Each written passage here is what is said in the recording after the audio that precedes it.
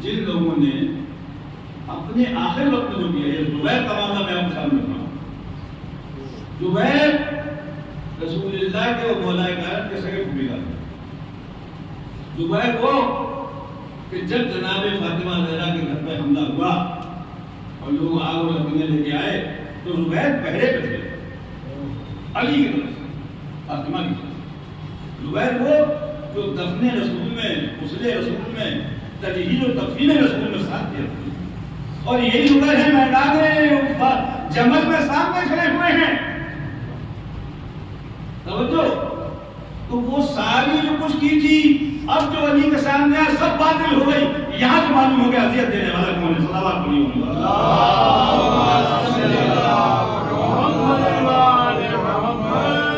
دوسری چیز استخلاف، وصیت اخلاق. تیسری چیز کہ علی رائے مشورے سے ہو جائے. اور چوتھی چیز قہر و غلبہ انہوں نے کر دیا. جب کچھ نہیں ہے تو قہر و غلبہ، کیونکہ جتنے بھی ثابت کرنا کہ وہ سب جائز، اور جتنے بھی خلفاء بنائے گئے، جتنے بھی خلیفہ آئے، جتنے بھی امیر آئے، جتنے بھی سلطنت تخت پر بیٹھے، انہیں سب کو یہ اپنے اپنے دور میں ثابت کرنا تھا کہ ہم بالکل صحیح ہیں. تو ایک چیز ہے قہر و غلبہ، کہ یہ چار چیزوں میں سے کوئی ایک چیز بھی اگر ہے کہیں پر، ایک یعنی چار فارمولوں میں سے ایک فارمولے سے بھی کوئی بن گیا ہے، چاہے اپنے باپ کو قتل کر کے بناؤ، چاہے اپنے بھائی کو قتل کر کے، پوری تاریخ جب آپ پڑھیں گے عباسیوں کی اور امویوں کی تو آپ کو یہ ملے گا. چاہے وہ جیسے بناؤ، قہر و غلبہ حاصل کر کے بناؤ، مار توڑ کر کے بناؤ، وہ بھی جائز مانا جائے گا. تو یزید پہ تو یہ چاروں چیزیں جائز ہیں. توجہ، شورے کی جہاں تک بات ہے، مغیرہ بن شیبہ نے تمام پروپیگنڈا کرنے کے بعد اپنے یہاں سے 30 آدمی بھیجے تھے معاویہ کے پاس کہ جاؤ یزید کی بیعت کریے، مشورہ لے کے بھیجا. وصیت، اپنے بیٹے کو وصیت کر دی کہ میرے بعد یہ یزید ہوگا. آن کے اعلان کیا، قہر و غلبہ کیا. جو لوگ اس سے راضی نہیں تھے تو تلوار کھینچ دی گئی. وصیت بھی ہے، شورا بھی ہے، استخلاف بھی ہے، صحابہ کی کمیٹی بھی خالی. حیرت کی بات یہ ہے کہ ایسے لوگ کہ جنہوں نے علی کی بیعت نہیں کی، انہوں نے یزید کی بیعت کر لی. اسامہ بن زید، سعد بن ابی وقاص، میرے ساتھ کا باپ، جو وہ لوگ ہیں مغیرہ بن شیبہ، انہوں نے علی کی بیعت نہیں کی تھی اور یزید کی بیعت کر لی. توجہ، تو یہاں تو سب چیزیں، شورا بھی ہے، استخلاف بھی ہے، وصیت بھی ہے، قہر و غلبہ بھی ہے. لیکن حسین نے کربلا میں بتا دی یہ چاروں فارمولے غلط تھے. فارمولہ وہ ہے جو اللہ نے طے کر دیا ہے کہ اللہ نے کہا ہے کہ وہ جو نبی کا نائب ہوگا وہ ہم بنائیں گے. آج تک ہم نے بنایا اور ہمارے بنائے ہیں.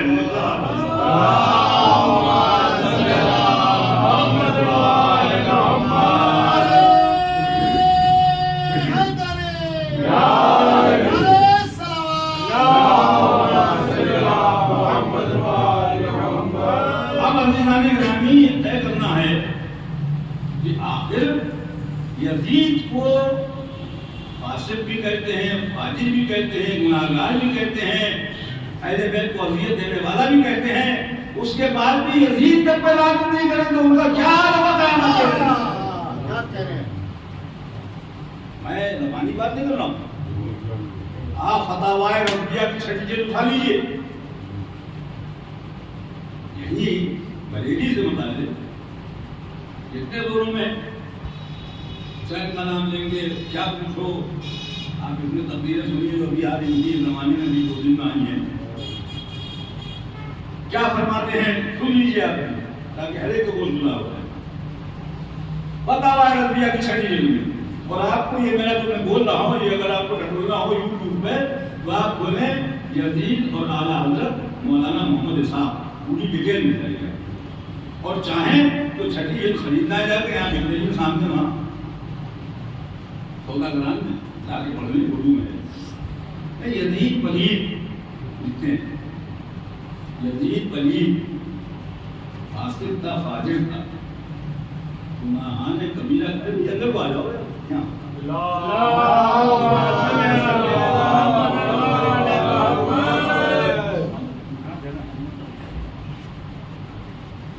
صلوات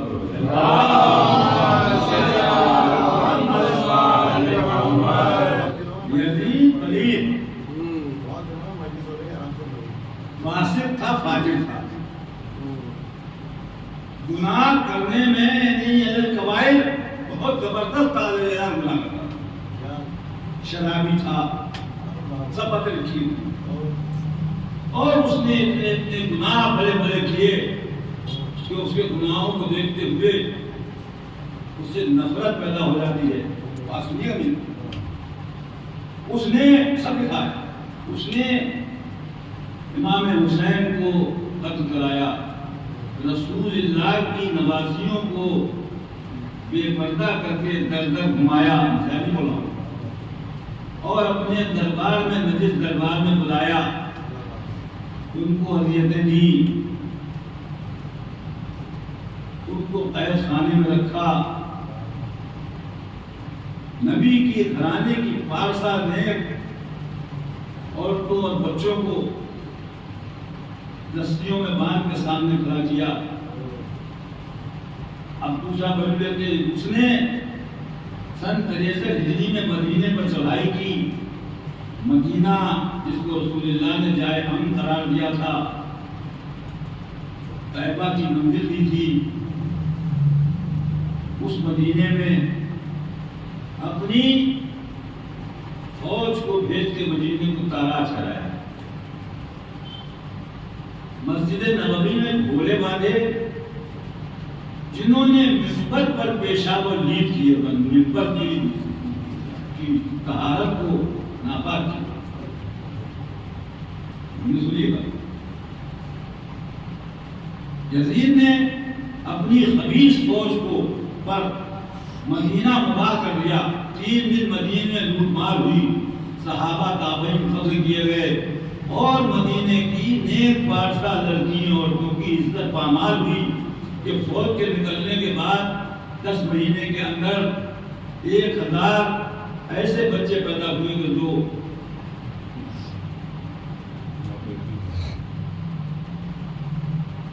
اس کے بعد یزید نے اپنی فوج کو مکے پہ چڑھائی کے لیے بھیجا. وہ مکہ کہ جس کو جائے امن قرار دیا گیا، جہاں ایک مکھی ایک مچھر مارنا بھی گناہ ہے، اس کا کفارہ ہے.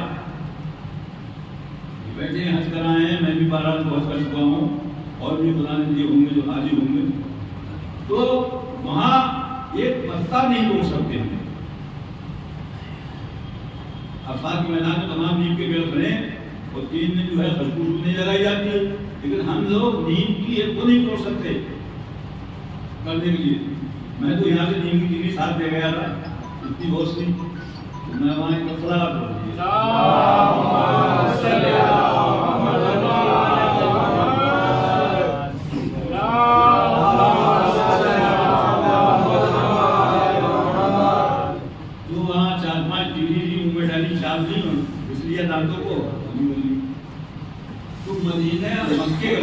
اس مکے پر خانہ کعبہ پر یزید نے چڑھائی کی اور خانہ کعبہ کی حرمت کو پامال کیا. دیوار خانہ کعبہ کی شق ہو گئی، ٹوٹ گئی. خانہ کعبہ میں گلاس چلا ہوا تو اس میں آگ لگ گئی. خانہ کعبہ میں کچھ تبرکات رکھے تھے جس میں اس میڑے کے سینگ بھی تھے کہ جو حضرت ابراہیم علیہ السلام نے اسماعیل علیہ السلام کے لیے قربانی جب کی تھی، تو جو میلہ وہاں سے آیا تھا اس کے سینگ تھے، وہ بھی جل گئے. اتنی حرمت کو پامال کی. ان تمام باتوں، ان تمام یزید کے کارناموں اور گناہوں کو مد نظر رکھتے ہوئے بغداد کے مفتی مفسر علامہ محمود آلوسی نے یزید کو کافر کہا ہے اور اس کا نام لے کے اس پر لعنت کی ہے، اور کہا ہے کہ جو یزید پر لعنت نہ کرے اس پر لعنت. اور انہی باتوں کو استدلال لے کے سورہ محمد کی آیت کو استدلال بنا کے امام احمد بن حنبل نے یزید کا نام لے کے اس پر لعنت کی ہے اور لکھا ہے کہ جو یزید پر لعنت نہ کرے اس پر لعنت. سنیا کتنی اچھی بات کہتے گا. جو شخص یہ کتاب پڑھے گا سلسلہ بسلسلہ پڑھے تو سوچتا ہوا آئے گا کتنا اچھا لکھتے ہوئے لائیں، کہاں تک لائیں، 1.5 پیج میں لکھتے ہوئے لائیں. کتنے منٹ ہوئے؟ لیکن اب یہاں سے دریا کا مگر بس بیٹھ گیا کہ بس اللہ کو بھی میں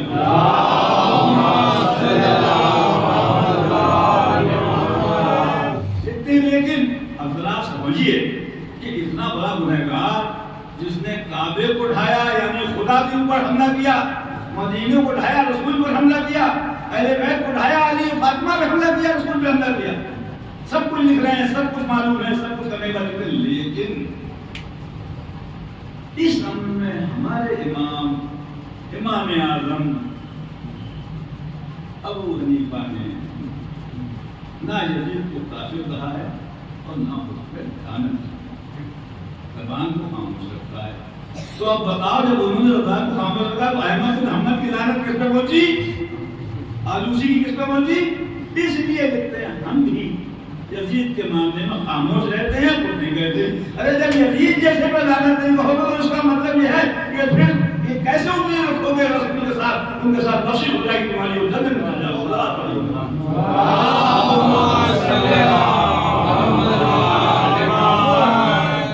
یہ منافقت ہے کہ نہیں ہے؟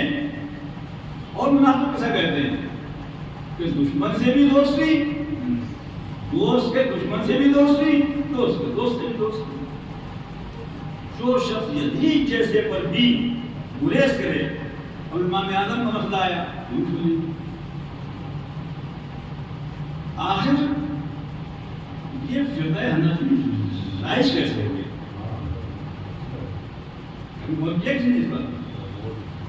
ایک ہی دور میں امام جعفر صادق علیہ السلام موجود ہیں،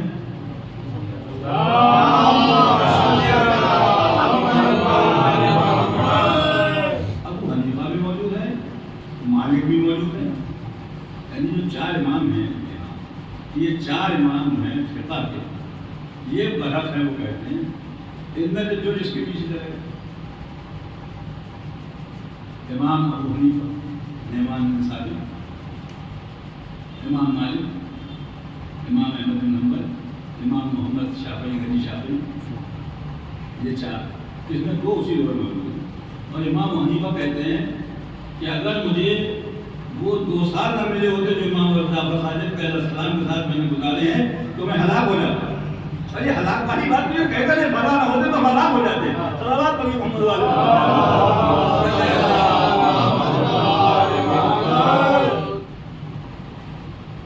کہتے ہیں ان کے شاگرد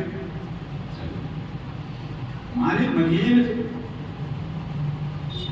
ان کی نماز آپ کو بھی پڑھی جاتی ہے، امام مالک کے مسلک میں نماز آپ کو بھی پڑھی جاتی ہے۔ آگے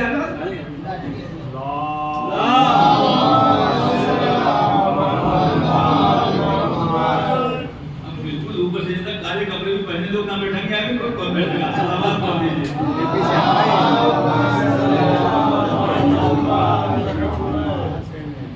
تو عزیز لوگ،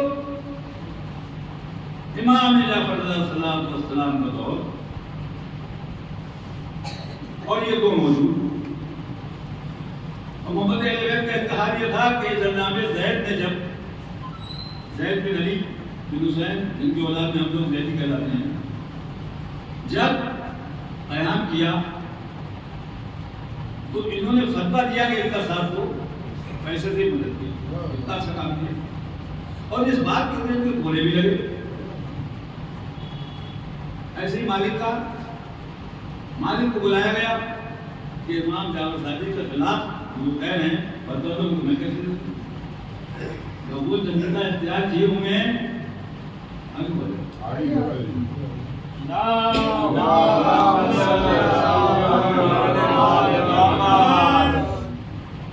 اس کو تب کرا دو، نہیں مانے، قید کردہ کو بلا لیے گئے، سزا بھی ملی،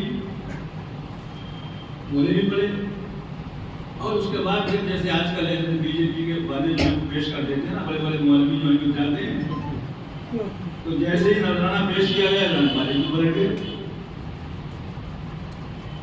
تو مالک کی فقہ بھی لاگو تھی، بنی امیہ کے زمانے میں ان کی بھی لاگو تھی، ان کی بھی لاگو تھی۔ اب ایک دور ایسا آیا کہ مالک کی فقہ، مالک کا طریقہ جو تھا امام مالک، وہ زیادہ لوگوں میں مشہور ہو گیا تھا، اور اس کے کچھ مدینے کے رہنے والے تھے، نعمان بن ثابت بصری کے تھے، تو مدینے کی حیثیت سے ان کا طریقہ، ان کا نماز روزے کا طریقہ زیادہ رائج ہونے لگا۔ اب ایک دور ایسا آیا، ہارون رشید کا دور ہے، عباسی خلیفہ کا، سب سے پہلا علی بن محمد صفا، پھر منظور زبان الدین، پھر مہدی بن منصور عباسی، پھر حاجی بن منصور عباسی، اس کے بعد یہ ہارون رشید عباسی، اور وہ پھر مامون رشید ہے، امام علیہ السلام کا دور کا ہے۔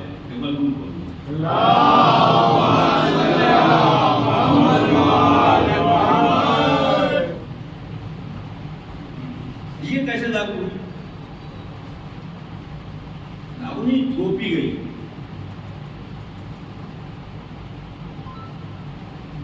ہارون رشید،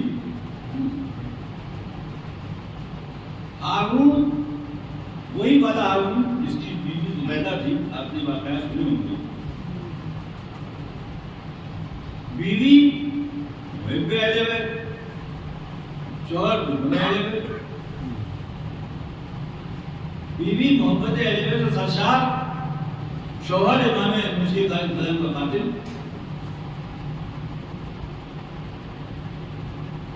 جب ہارون کا باپ مر گیا تو کنیزیں بہت ہوتی تھی۔ ہارون کا باپ جب مر گیا تو اپنے باپ کی ایک کنیز پر فریضہ ہو گیا۔ اس وقت جتنے بھی مفتی اور مولوی تھے وہاں، اس نے انہیں اکٹھا کیا کہ ایسی عبادت فتوا دو، سب نے انکار کر کے فتوا دیں کہ بھائی تمہارے باپ کی کنیز نہیں ہے، یہ تمہارے لیے ماں کا درجہ تھی۔ میں وہ بات بتا رہا ہوں جہاں سے حنفیت چلی، شاید نہ معلوم لوگ بنیاد کیا ہے۔ کہا فتوا دے دو، کوئی تیار نہیں تھا، اتنا بڑا برا کام کون کرنے کو تیار ہو جاتا؟ لہٰذا اسی دور میں ایک رہتے تھے قاضی ابو یوسف، آپ لوگ اگر امام حسین علیہ السلام کا روزہ کارمین میں آپ گئے ہوں تو زیارت کر کے آئے تو انہوں نے دیکھا ہوگا کہ ایک کمرے میں اس کی جو قاضی ابو یوسف کی الگ کمرہ ہے۔ عام طور پر جو لوگ لے جاتے ہیں نا، انہوں نے اندر بھیجا کر زیارتیں پڑھائی، جو چاروں طرف شیخ مفید کی کہاں پر ہے، شیخ سید کی کہاں ہے، یہ سب خود دیکھنا پڑتا ہے۔ جو جانکار ہیں وہ دیکھتے، جو جانکار نہیں ہے وہ پہلے چلے جاتے ہیں۔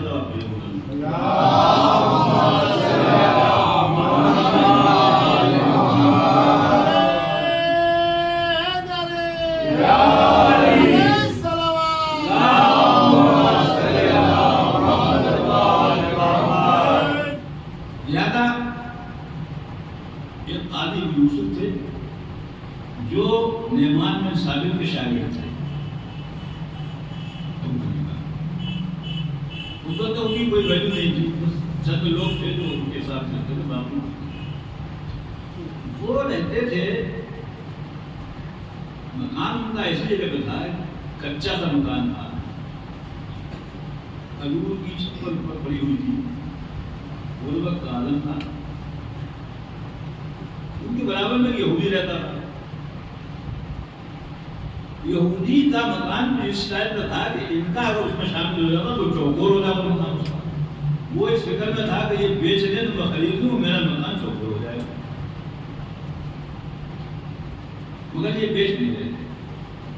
ایک وزیر نے رائے دی تو سارے معلومات کر لی، سارے فقیر جتنے بھی تھے ان سے معلوم کر لیا، مفتی جتنے بھی تھے وہ سب نہیں کرنا ہے، ایک وقت اسے بتا دیا۔ اب ہارون کا عالم یہ تھا کہ وہ کنیز بہت خوبصورت تھی، نمبر سمجھ نہیں پڑ سکتا، اب آپ کو سمجھ سکتے ہیں، لیکن ہارون یہ بھی نہیں کر سکتا کہ حرام کا کرتا دکھانا ہے صاحب سے بھائی جب نکاح کر کے ہی جو ہے مجھے کرنا ہے، کیونکہ لبادہ ہونے بھی تھا دین کا، عباسی تھا، رسول کی مسند پہ اپنے آپ کو یہ شو کر رہا تھا کہ میں، اور شوری کس انداز سے کرتا تھا، ایک بات اور رسول کو پسند۔ یہ عباسی لوگ جو تھے انہوں نے ایسا دھوکہ دیا ہے ہماری تاریخ کہ ہم اسی مبتلا ہیں. ہم بھی 18 بنی ہاشم 18 بنی ہاشم 18 بنی ہاشم گاتے رہتے ہیں. بات بنی ہاشم والی تو وہاں ختم ہوئی. یہاں سے عباسیوں نے ظلم کرنا شروع کر دیا. دادا یہ بھی بنی ہاشم نہیں ہے, سب بنی فاطمہ ہیں. اور یوں تو کہو سب اوپر سے نہیں کر یزید کی فوج میں بھی ہو تو نام سب جو تھے قریش, کافی قریش تھے سب. ایک بھی کربلا کے میدان میں جتنے بھی 18 ہیں ایک بھی بتا دیجیے آپ کی کوئی سوائے ابو طالب کی اولاد کے کہیں سے کوئی اور آیا ہو, ایک بھی چاہیے. عباسی کیا ہیں؟ جناب شجرہ بطن. عباس رسول اللہ کے چچا تھے. جناب ہاشم بن عبد المطلب کی اولاد میں سے تھے. ہاشم بن عبد المناف کی اولاد میں سے ان کے چچا تھے. اور عبداللہ بن عباس, قاسم بن عباس, فوز بن عباس, قاسم بن عباس, علی بن عباس, عبدالرحمن بن عباس, یہ بہت اولادیں تھیں ان کی. اور اولادوں کا بھی ذکر آیا کروں گا آپ سامنے کہ جب مامون رشید خلیفہ ہوا انہوں نے سارے عباسیوں کو سن 200 ہجری میں بلایا تو ان کی تعداد 33,000 تھی. 9 پشتوں میں 33,000 ہو گئے تھے. اور یہاں علی کی اولاد 9 پشتوں میں 1,000 سے اوپر نہیں پہنچی گئی تب تک. صلوات پڑھیے محمد علیہ محمد.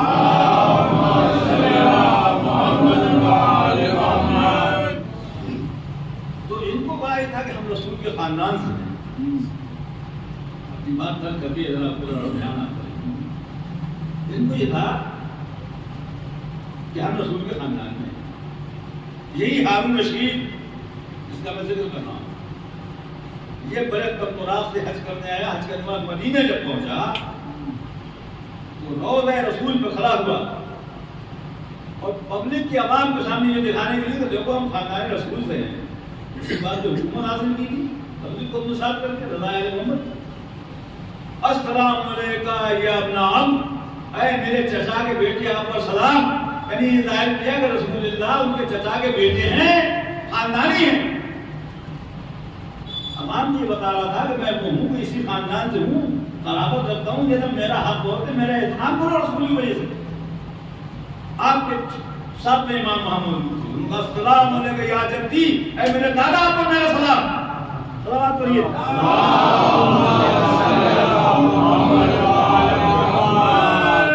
اب اس نے پوچھا کہ تم تو علی کی اولاد ہو تو جدی کیسے کہا؟ بہت سنیے میری بات.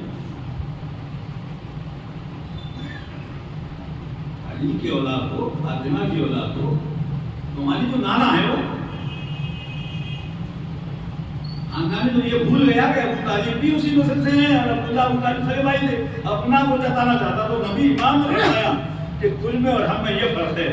آج نبی کریم اپنی خبر سے اٹھ کے آ جائیں اور تجھ سے میری بہن یا تیری بیٹی کا رشتہ مانگے تو دے گا. کہنے لگا خدا کی قسم میں پوری طریقے سے رسول اللہ کے آنکھوں میں کروں گا اپنی بیٹی کو. تو ہم میں تمہیں یہی فرق ہے کہ ہماری نسل در نسل ہم محرم ہے, تم نہ محرم ہو. یعنی سادات جو ہیں, سید جو ہیں, آج بھی رسول اللہ کے, فاطمہ کے, زینب کے, ام کلثوم کے محرم ہیں. سادات کے علاوہ لوگ میں نا محرم ہیں. صلوات پڑھیے محمد علیہ محمد.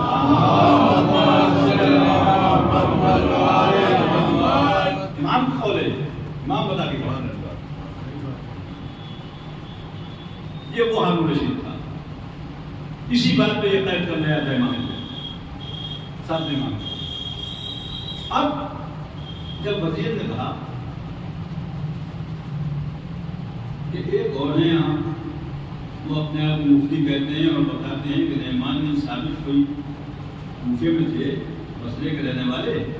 اگر سن رہے ہو ایک بار صلی اللہ علیہ وسلم.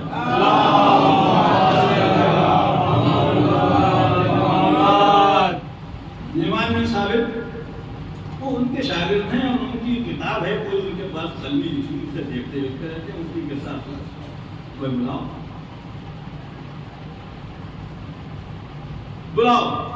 خاص طور سے زبان متفجر ہے, میں زبانوں کی بول رہا ہوں, یہ تو سب جانتے بزرگ لوگ ہیں. اور یہ وہ واقعات ہیں ممبر سے لاتے ہیں کم کرتے ہیں کیونکہ نہیں ہوتی ہے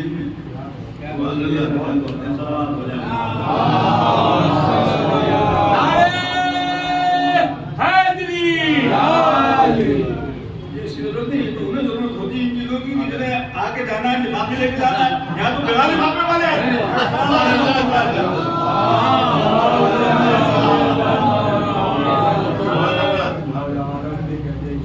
جو پڑھنا ہے وہ پڑھنا ہے.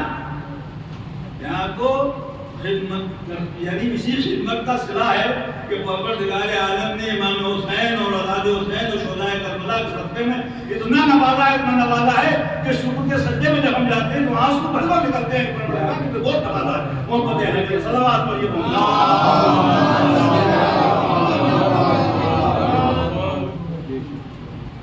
خدا لاؤ سپاہی گئے بلانے آپ کو بلایا ہے. کیا بات ہے؟ تمہاری بات تو پتہ نہیں کیا ہے لیکن بلایا پہنچے. سواری آئی تھی لینے کے لیے. تو جب سواری والی کسی کی آئے مطلب آپ کوئی نیتا کسی کے یہاں منتری کار بھیجتے ادھر بیٹھ جاتا سمجھتے ہیں پتہ نہیں کہاں پہنچ گئے. پہنچے رات کا ٹائم تھا. آدھی راستے کو پہلے اس نے کہا دیکھو بات یہ ہے کہ سب نے منع کر دیا ایسی ایسی بات ہے اور میرے پاس کی بڑا قانون ہے. میں اس سے نکاح کرنا چاہتا ہوں. فتویٰ ضرور بنا دکھاؤں گا.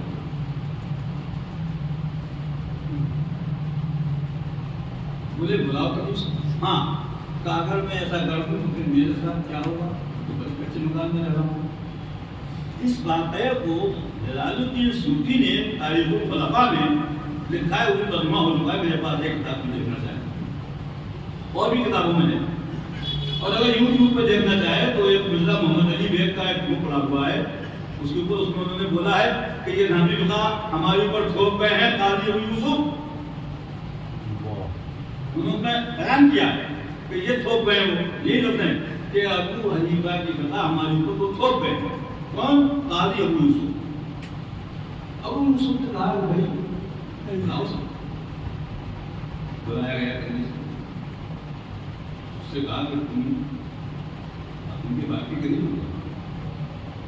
کہیں تم سے اب کرنا ہے. انہوں نے کہا کہ میں ان کی بات کی مقبولہ کرنی ہوں. میں ان کے لیے حرام ہوں. ان کی ماں کا رضا ہوں. تم نے سمجھ لیا آپ نے. اس سے زیادہ ممبر پہ اور اس سے الفاظ نہیں کے بعد ہوگا. یہ بتاؤ تمہارے پاس اس بات کا کیا ثبوت ہے کہ تم ان کے باپ کی مقبولہ کرنی لوگ والا ہو؟ اسی کی بات ہے. وہ بیچاری خاموش ہوئی. وہ فتویٰ کیا کیونکہ اس کنیز کے پاس اس امر کے گواہ نہیں ہے کہ یہ ان کے باپ کی مقبولہ ہے. ماں کا درجہ رکھتی ہے اور یہ کنیز ہے اس لیے اس کی بات کا اعتبار نہیں. نہ میں نے کہا فتویٰ لکھا. میرا فتویٰ لکھا. لکھنے سے پہلے طے ہو گیا تھا کہ کیا دو گے. کہ 1 لاکھ شرفی.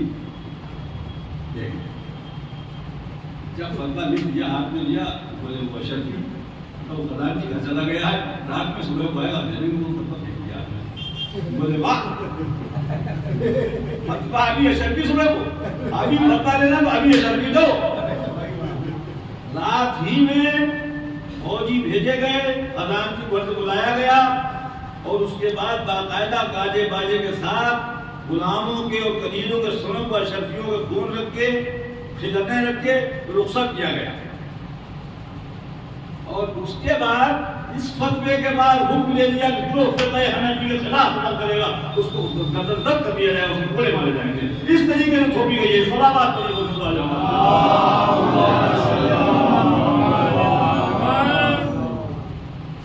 بنیاد نہیں ہے. یہ جو تھوپی گئی اس کی بنیاد یہ ہے. تو جس کی بنیاد حرام کاری پہ ہو اس کا انجام کیا ہوگا؟ صلوات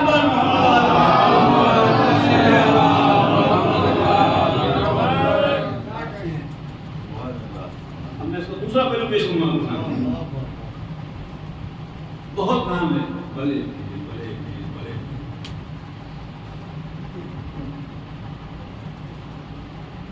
ارے وہ تو خود لکھ رہے ہیں اپنی کتاب میں. بنیت الطالبین پہلے تو کہہ دیتے تھے لوگ کہ بھائی ان کی کتاب نہیں ہے. اب اس دور میں ہم لوگ پاکستان میں باقاعدہ مکتب اعلیٰ حضرت سمجھتے ہیں. یہاں دیوبندی بھی چھاپی. اس کتاب کے بارے میں شاہ عبداللہ محدث دہلوی نے ریفرنس دیا ہے. اس کتاب کا ابن تیمیہ نے اپنے ریفرنس دیا. اس کتاب کے بارے میں ابن حجر مکی نے جو مکے کے امام تھے اور بہت بڑے عالم تھے, مفسر محدث تھے, انہوں نے دیا.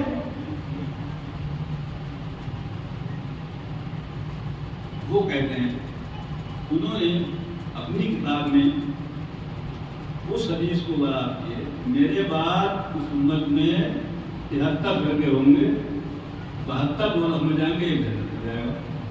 اب انہوں نے فرقے لکھے, حالانکہ ان کے لکھنے کے بعد اس کے بعد اور بہت سے فرقے ہو چکے. انہیں یہی پتا تھا کہ آگے بھی فرقے ہوں گے. 12 برس کی برات تو نکال دیجیے, انہوں نے ڈوبی ہوئی. فرقوں کو نہیں معلوم تھا کہ آگے فرقے اور ہونے والے ہیں. ضرور پڑھیے محمد اللہ.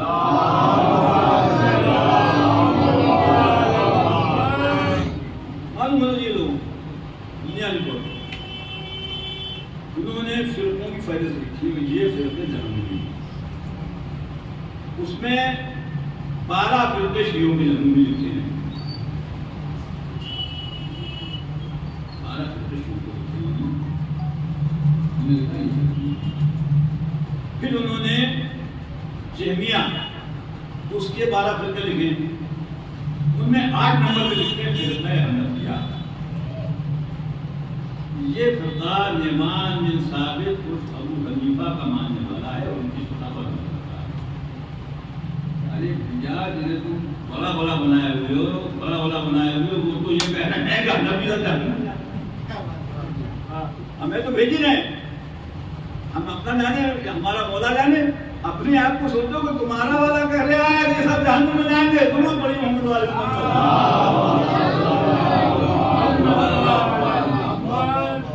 دوسری بات, ان کا مسلک حنفی تھا, عملی تھا. امام احمد بن حنبل کے ماننے والے. پوری کتاب میں جتنی فقہ کی ہے سب امام احمد بن حنبل کی. اور آج سعودی عربیہ میں سب حنابلہ ہیں. ان کا مسلک عملی ہے.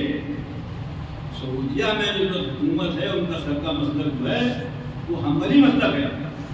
مسلک حنبل کو مانتے ہیں, وہ ہاتھ سینے پر مان کے نماز پڑھتے ہیں. یہاں ہاتھ تام کے نہیں بولے ناپ کے نیچے. شافعی ناپ کے اوپر ناپ مانتے ہیں, حنفی نیچے مانتے ہیں, وہ سینے پر مانتے ہیں, مالکی کھول دیتے ہیں. یہ 4 طریقے ہیں. یہاں تو ایک ہی طریقہ ہے. تو جو شخص ان کو یہ کہہ رہا ہے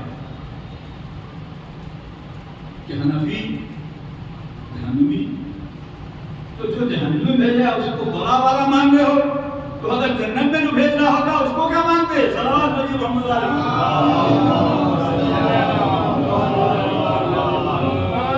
مجازہ سن رہے ہو, بالکل مسلم بات, مکمل بات تاریخ سے پڑھنا ہو, ایسے نہیں پڑھاؤں گا. صلوات پڑھیے محمد علیہ.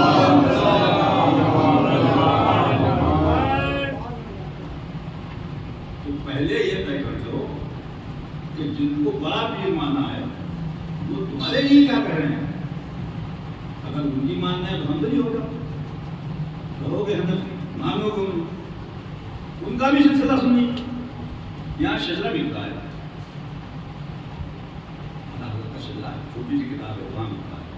سامنے جہاں ان کا مدار ہے وہ ہے چھوٹا کلام میں چائے لاکھ میں. اور شجرہ سنی. ان کے بعد کا نام علی نبی. وہ سلسلہ شاہ البرکات مہاراجا پر پہنچا. وہ کون ہے؟ وہ ہمارے خاندانی ہے. زید الواسطین بلگرام زیان کے مہاراجا میں آباد ہوئے. اور پھر سلسلہ چلتے ہو ابو الفرا واسطی تک پہنچتا ہے. ابو الفرا واسطی ہمارے زیدیوں کے وہ مفتی سے اعلیٰ ہیں جو ہندوستان میں 1000 میں جن کے اولاد میں ہم سب زیدی ہیں. جتنے بھی ہیں زیدی 2 قسم کے ہیں ہندوستان میں, ترمذی اور واسطی. جو ترمذی زیدی ہیں وہ 12 بنکی وغیرہ میں اور اس میں بہانی وغیرہ میں آباد ہیں. اور جو واسطی زیدی ہیں وہ مظفر نگر وغیرہ میں ہیں, ہمارے سیتل میں ہیں, اولے میں ہیں.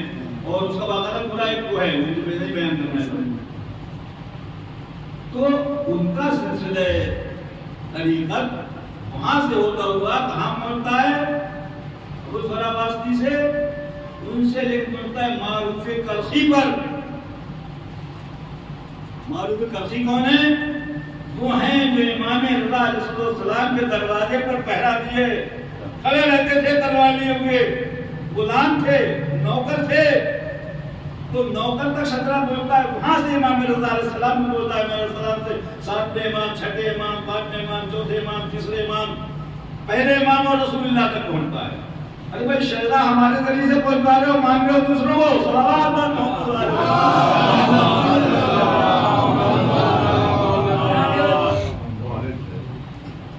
یہ ہے،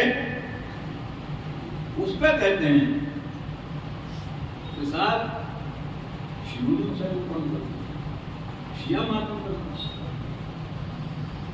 پہلے قتل کر جاؤں ہے بھیا، کیا نرجنم ہوا ہے ہمارا سب کا کہ ہم 61 ہجری مقدم کر کے آگئے اور کہنا میں 1442 ہجری میں بیٹے ماتم کر رہے ہیں۔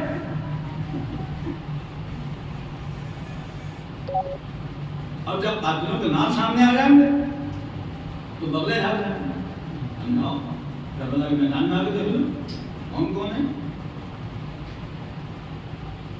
سرکار فوجی رنجیت کون ہے؟ عمر ابن سعد، عمر ابن سعد کس کا بیٹا ہے؟ سعد بن ابی وقاص کا۔ کون ہے سعد بن ابی وقاص؟ تم نے جو ایک لسٹ بنائی ہے کہ 10 جو ہیں اشرے مبشرہ، ان میں سے ایک ہے، تو بیٹے سے باپ کو پہچانو۔ وہ ہے کہ جس نے یزید کی بیعت کر لی، علی کی بیعت نہیں کی، صلوات علیہ وسلم۔ شجرے بتا رہا ہوں میں آپ کو، وقت کی پرواہ نہ کریں، محنت سے بول رہا ہوں۔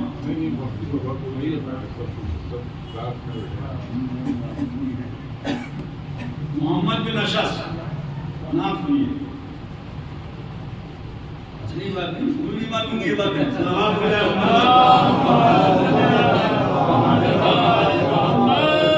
شمیم و قرآن عباس کے علاوہ بہت سی باتیں بہت کو نہیں معلوم ہوں گی، اور درود ہو جائے۔ دادا بھائی بس غلط نہیں بولے تھے، دادا بھائی۔ تو عزیزان گرامی، محمد بن اشعث کون ہے؟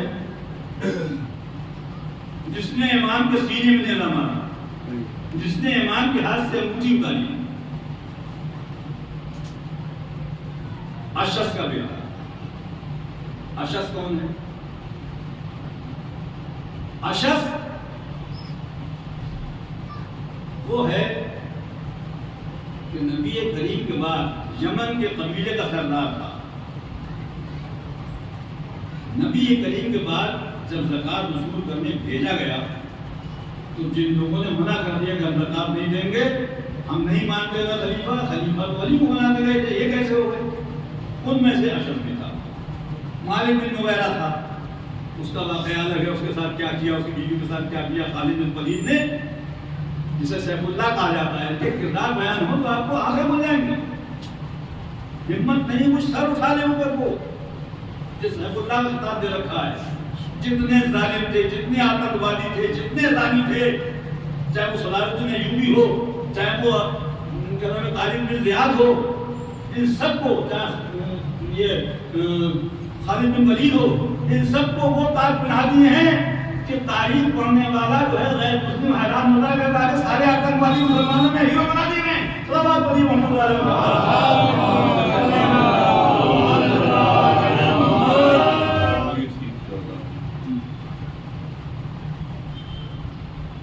یہ ہے خالد بن زیاد ہو۔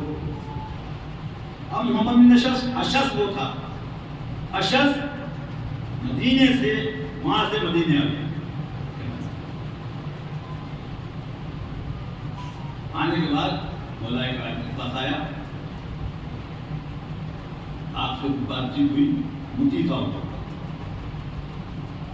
جب لوگوں کو معلوم ہوا کہ اشعث آیا ہوا ہے، بہت بڑا پرویزہ ہے اور یمن کا معاملہ ہے، اور یمن کے لوگ بہادر بھی تھے، تو یہی خالد بن ولید جسے بہت سیف اللہ کہتے ہیں، یہی یمن کی جنگ میں بھاگا تو ہمارے 13,000 فوج ہوتے ہوئے اس کے ساتھ میں، اور یہ ویسی بھاگا تھا جیسے خیبر میں وہ بھاگے تھے لوٹ مار کر کے. تو مولا عماد نے جا کے معاملات حل کیے ہیں. جنگ حنین لوگ کم پڑھتے ہیں، کبھی اتفاق ہوا جنگ حنین پر تو معلوم ہوا جنگ حنین کیا تھی.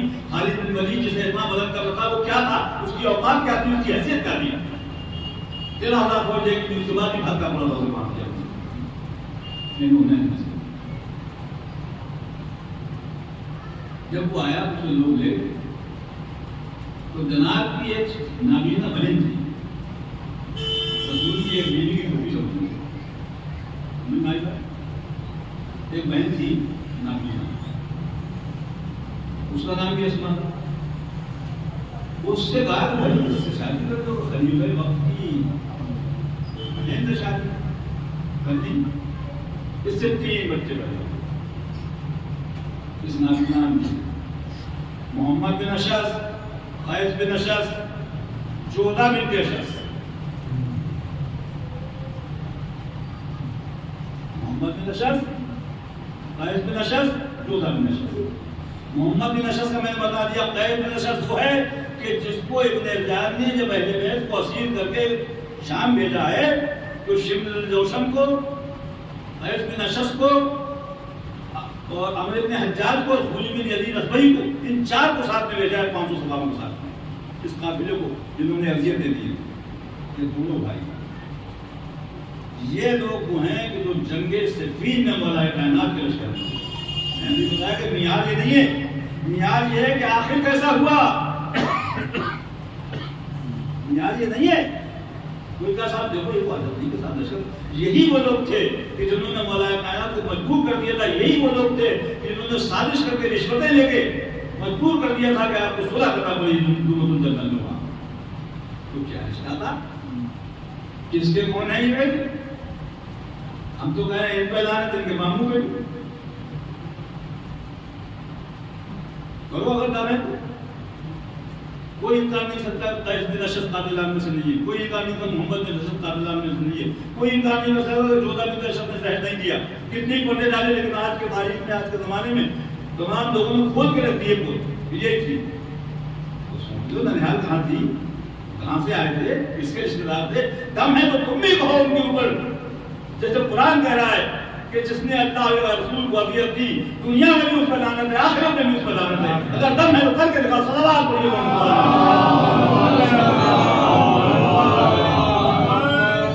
کتنے نام بتاؤں آپ کو. یوسف بن مالک کا بیٹا کربلا کا میدان میں ہے، صحابی کا بیٹا ہے. تو ہم نے قتل کیا ہے، تم نے کیا ہے. رقم ہے تو جس کو سب متفق ہیں، جس کی یزید کے بارے میں سب کچھ لکھ رہے ہو، سب کچھ کہہ رہے ہو، سب کچھ کہہ رہے ہو، اس کے بعد بھی یزید کی پر ہو. یزید میں کافر کہنے کو تیار ہو، نہ یزید بدارت کہنے کو تیار ہو. نہ قرآن کی مان رہے ہو، نہ حدیث کی مان رہے ہو، نہ اللہ کی مان رہے ہو، نہ رسول کی مان رہے ہو. درود بر محمد علیہ.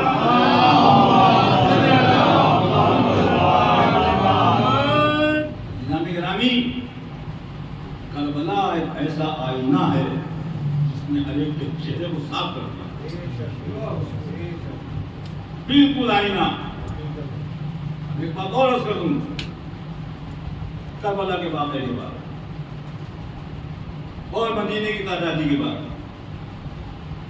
عبداللہ ابن عمر اتنی بات ہو چکی تھی کہ اب انسان دیکھو، ہر ایک انسان ہے، کوئی فرشتہ تو ہے نہیں.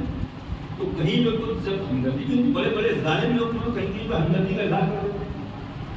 اب چاہے مختار بن ابو بکر صدیق کی وجہ سے کیا ہو لوگوں نے، ان کی بہن ان کے گھر میں تھی، یا کسی اور رشتوں کا بھی یہی بات تھا.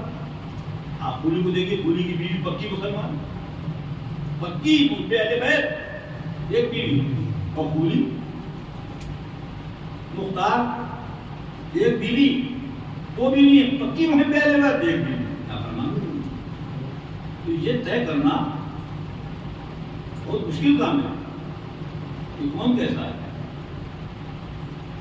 اس بات کو سمجھنے کے لیے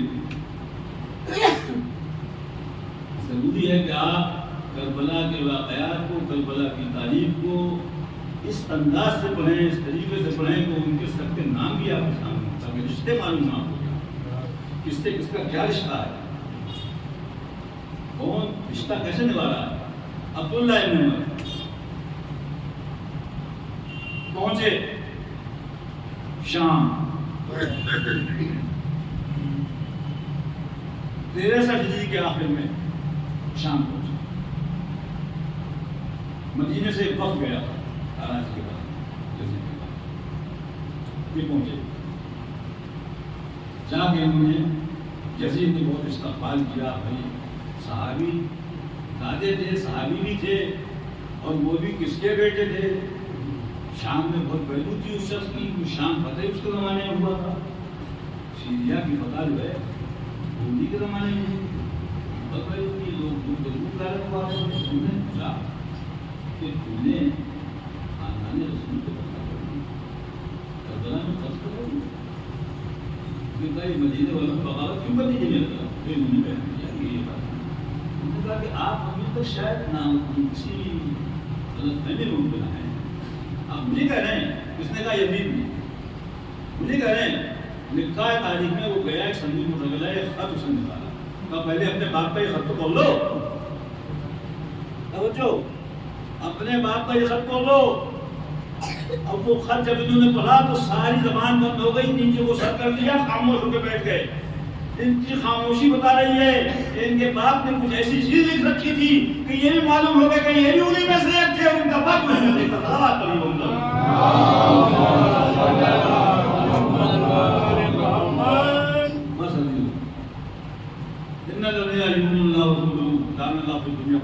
جس نے بھی اذیت دی اللہ کو یا رسول کو، دنیا میں ڈوب کر لعنت ہے، آخرت میں لعنت ہے، آخرت میں فرشتے کریں کہ دنیا میں ہم کر رہے ہیں، ضرور کر دوں۔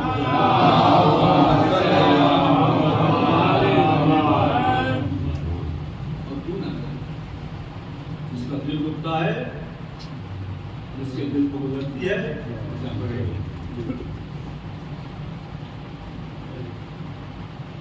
1444 سال ہجری کے اعتبار سے گزر گئے۔ کسی انسان کا کوئی عزیز رشتہ دار گزر جاتا ہے، اس کا غم کچھ دن تک جاری رہتا ہے، سیم ہوتا ہے، 10 ماہ ہوتا ہے، 20 ماہ ہوتا ہے، 40 ماہ ہوتا ہے، اور اس کے بعد آہستہ آہستہ غم کے تاثرات کم ہوتے چلے جاتے ہیں، اور دھیرے دھیرے انسان بھول جاتا ہے، اپنے ماں باپ کی فاتحہ خوانی کرتا ہے، لیکن وہ غم کا عالم، وہ کیفیت ختم ہو جاتی ہے۔ لیکن خواجہ حسین کا غم 1400 سال کے بعد بھی جب بھی تذکرے کربلا ہوتا ہے، جو اہل دل ہے ان کے آنسو نکل آتے ہیں، وہ دل تسکینہ بھی کہتے ہیں۔ کربلا وہ جگہ ہے، ارے ایک شہادت ہوئی ہوتی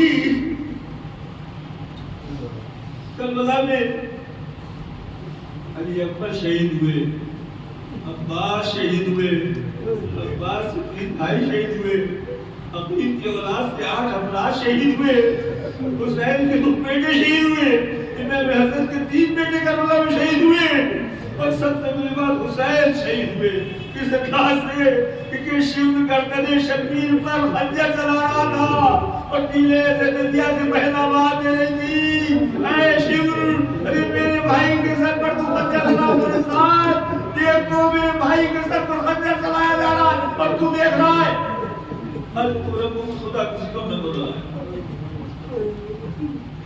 وہ شہزادی رسول کی وہ نواسی ہیں جہاں سے پردہ چلا تھا، ان بیٹیوں کو، نواسیوں کو، ان بچیوں کو قید کر کے لے جایا گیا، پھر شام لے جایا گیا، شام کے دربار بخار۔ ابھی وہ زمانہ ہے، ہمارے یہاں جو عزاداری کا سسٹم ہے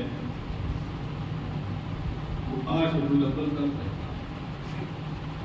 تاریخی اعتبار سے کربلا کا یہ قافلہ رہا ہونے کے بعد 6 کے دن کربلا پہنچا۔ اور جب چلو کے دن ایک قافلہ کربلا پہنچا تو علی کو وقت تھا کہ رسول کا ایک صحابی جاب دیتے عبداللہ انصاری سننے کے بعد زیارت روضہ رسول کو ازواج سے روضہ حسین پایا لکھا ہے جابر بن عبداللہ انصاری کو جب معلوم ہوا کہ کربلا میں حسین شہید کر دیے گئے ہیں، نابینا تھے، ایک عام جنگ جبل میں جا چکی تھی، ایک جنگ صفین میں شہید ہو چکی، غلام سے کہا کہ بس میرے ساتھ چل، غسل کیا رات میں، غلام سے کہا کہ مجھے کربلا میں اس مقام پہ لے سے جہاں میرے رسول کے شہزادہ حسین دفنے۔ غلام نے کہا کہ آقا میں دیکھ رہا ہوں کہ چکچے میدان ہے، یہاں پر الگ الگ کچھ قبریں بنے ہوئے ہیں، میں اس کو کیسے پہچان دوں کون سی قبر حسین کی ہے، کون سی قبر مصطفیٰ کی ہے اور کون سی قبر عباس کی ہے۔ جابر نے کہا کہ تو ہٹ جا، بس مجھے تم وہاں بیچ میں چھوڑ دے، میں آواز دوں گا میرے رسول کا نواسا میری آواز پر لبیک کہے گا، بس جابر کو میدان میں چھوٹی آواز السلام علیکم آواز نکلا، ارے آپ کے نانا کا صحابی جابر آیا ہے، آپ کو گود میں کھلایا اس نے آیا ہے جابر۔ جواب آیا علیکم السلام یا جابر، اے جابر تم پر حسین کا سلام ہو، بس قبر پہ گر گئے روتے رہے، جابر قبر پر بیعت کر رہے ہیں، میں نے دیکھا ہے کہ رسول اللہ تمہارے لبوں کو چوما کرتے تھے، قدموں اٹھاتے تھے، پیار کرتے تھے، ارے میں نے دیکھا ہے کہ جب نماز پڑھتے تھے تو تم پوچھتے رسول میں آ جاتے تھے۔ جابر بیعت کر رہے ہیں، مولا اے میرے آقا زادے، اے میرے مولا حسین، آپ کو کربلا میں جن کا پیاسا شہید کر دیا گیا، کہا جابر ہوتا تو آپ پر اپنی جان قربان کر دیتا۔ ادھر وہ قافلہ جو کربلا سے 11 محرم کو روانہ ہوا تھا، بشیر ابن جزلم جسے پیسہ لالی میں آگے بڑھا تھا، بشیر آواز دیتا ہوا چل رہا تھا، یا مخلوق خداوندی سامنے سے ہٹ جاؤ، یا بیت رسول آ رہے ہیں۔ آج ساری چیزیں بدل گئی تھی، کل آواز دی جاتی تھی حسین کا سر آگے ہوتا تھا اور کہا جاتا تھا کہ ایک باغی نے بغاوت کی تھی، اس کا سر ہے، اس کے اہل بیت ہے۔ کل زینب کے پسے پشت رسی بندی ہوئی تھی، سکینہ کا گلا بندھا ہوا تھا، بیویاں بندھی ہوئی تھی، آج سب آزاد تھیں۔ جب کربلا کے قریب یہ قافلہ پہنچا تو جناب زینب نے اپنے آپ کو اس کے شکر سے گرا دیا، تو کہنے لگی کہ سید سجاد مجھے اپنے پیالوں کی خوشبو آ رہی ہے، بس میں یہاں سے پیدل نہیں جاؤں گی بلکہ کوہنیوں کے بل جاؤں گی اپنے بھیا کی قبر۔ زینب کوہنیوں کے بل چلنا شروع کیا، اور جب کربلا پہنچی حسین کی قبر میں اپنے افراد نے میرے بھیا تمہارے بہن زینب کو بے پردہ کرایا گیا، گلے میں رسی باندھی گئی، بیویاں ایک ایک قبر کے اوپر بیعت کرنے لگی، کبھی عباس کی قبر پہ جاتی تھی، کبھی حسین کی قبر پہ، کبھی گنج شہیدہ میں، کبھی ابن مظاہر کی قبر پر۔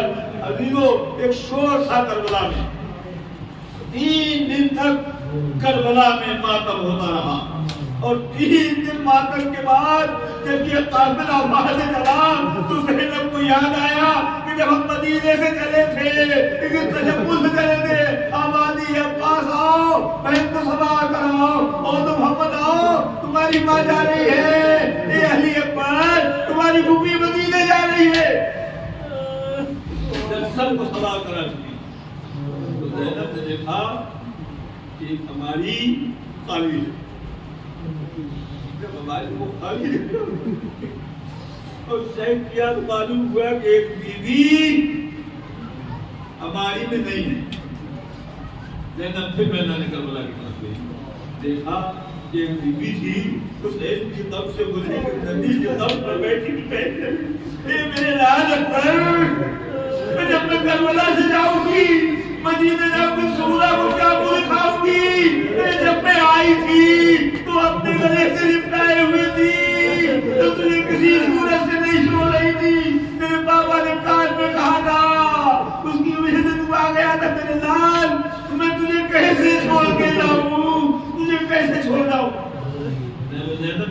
بتایا کہ بھابھی اٹھیے مدینے جا رہے ساتھ چلیے.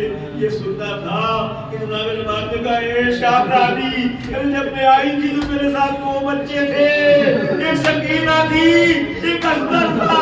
ارے سکینہ زندہ شام میں رہ گئی, اصغر کربلا میں رہ گیا. میں مدینے نہیں جاؤں گی, اپنے پیاروں کا ماتم کروں گی, اپنے حسین پر شاد.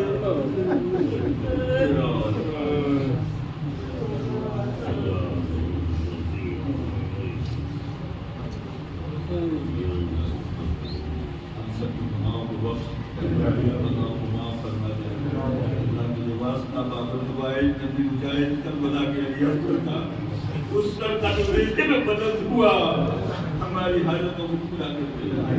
یا اللہ اس اللہ کو قیامت میں برقرار رکھنا. بانے اہل بیت جہاں جہاں بھی ہیں ان جان مان کی پاک مسلمان اللہ اس معاشر دور میں اس ملک میں جہاں جہاں مسلمان ہیں ان کی جان مان کی پاک مسلمان جن میں معلوم میرے مالک کو پریشان حال مومن بنا کر ان پریشانی کو دور کر دے. یا اللہ جو مخلوق الحال ہے تکبری سے انہیں غنی کر دے, جو برسر روزگار ہے تو روزگار برکت اور برداری, جو بے روزگار ہے برسر روزگار کر دے, جو بیمار ہے مومن مومنات کو صحت کاملہ شفا کاملہ عطا فرما دے. واسطہ سید سجاد کا, واسطہ فاطمہ سغرا کا, ان کی بیماریوں کا واسطہ مومنات جو بھی بیمار ہے صحت کاملہ شفا کاملہ عطا فرما دے. اللہ جو حج و زیارت کی متمنی ان کی تمناؤں کو پورا کر دے. یا اللہ ایمان زمانہ کے ظہور میں تاجیل فرما دے اور ہر متمنی مومن اللہ کو ایمان کی غلامی اور تقدیری کا شرف عطا فرما اور پروردگار کو جہاد میں ہمیں شریک فرما جو کفار و مشرکین سے امام جہاد کرے اور مقام کربلا لے. آمین. سورہ فاتحہ آواز ہوگی محمد